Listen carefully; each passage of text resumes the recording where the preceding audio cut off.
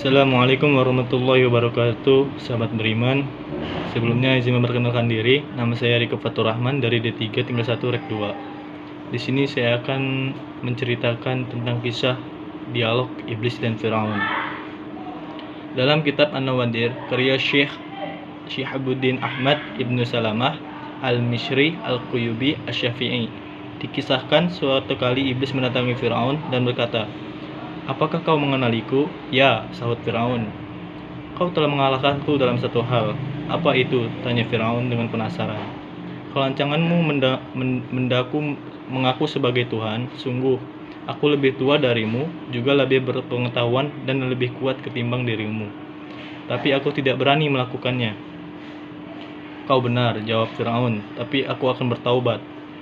"Jangan buru-buru begitu," bujuk iblis laknatullah. "Penduduk Mesir sudah menerimamu sebagai Tuhan. Jika kau bertobat, mereka akan meninggalkanmu, merangkul musuh-musuhmu, dan menghancurkan kekuasaanmu, hingga kau tersungkur dalam kehinaan." "Kau benar," jawab Firaun. Tapi apakah kau tahu siapa penghuni muka bumi ini yang lebih buruk dari kita berdua?" tanya Firaun. Jawab iblis, "Ya, orang yang tidak mau meminta permintaan maaf orang lain. Ia lebih buruk dariku dan darimu," jawab iblis kepada Firaun.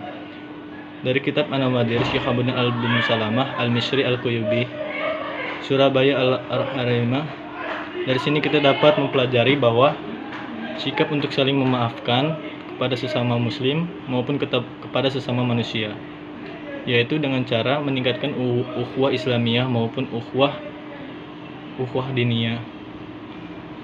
Dengan begitu, ya walaupun berat untuk kita saling memaafkan, tetapi diriwayatkan dan dikisahkan Allah bahwasanya Allah Subhanahu wa taala pernah berfirman dalam surat Al-Hujurat ayat 10 yang artinya, sesungguhnya orang yang memaafkan itu akan aku tinggikan derajatnya atau aku akan muliakan. Dan juga diriwayatkan dalam kisah, yaitu baginda Rasulullah SAW pernah bersabda, orang yang memberi maaf itu akan diangkat derajatnya di sisi Allah Subhanahu wa taala. Dan juga dari kisah tersebut kita mendapati bahwa orang yang memaafkan itu bukan berarti orang itu lemah ataupun hina, melainkan orang itu yaitu memaafkan untuk mendapatkan kemuliaan. Memang secara lahir orang yang sangat memaafkan itu terlihat lemah dan tidak berani atau hina. Tapi sesungguhnya orang itu diangkat derajatnya di sisi Allah Subhanahu wa taala dan mendapatkan kemuliaan. Contohnya seperti orang tawadu. Orang tawadu itu kan kalau misalnya orang sombong itu kan, kalau orang tawadu itu kan dia kan lebih mementingkan dan lebih mengutamakan dia memaafkan dan merendahkan diri. Nah, secara lahir, secara kita melihatnya, orang itu adalah orang lemah dan orang yang tidak mempunyai kekuatan.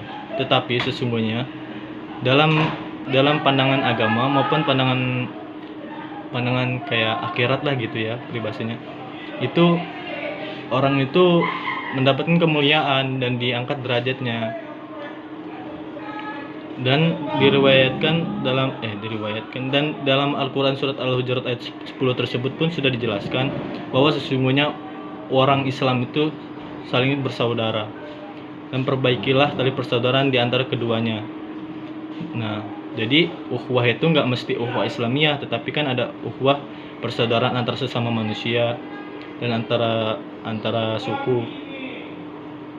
Jadi kita itu tidak harus saling memaafkan kepada sesama muslim saja, tetapi kepada sesama manusia pun kita harus saling memaafkan. Contohnya seperti orang-orang yang berbeda agama dan menghargainya. Jadi seperti itu. Sekian, terima kasih untuk atas perhatiannya sahabat-sahabat beriman. Saya Riko Fatur Rahman pamit undur diri. Wabillahi taufiq wal hidayah. Wassalamualaikum warahmatullahi wabarakatuh.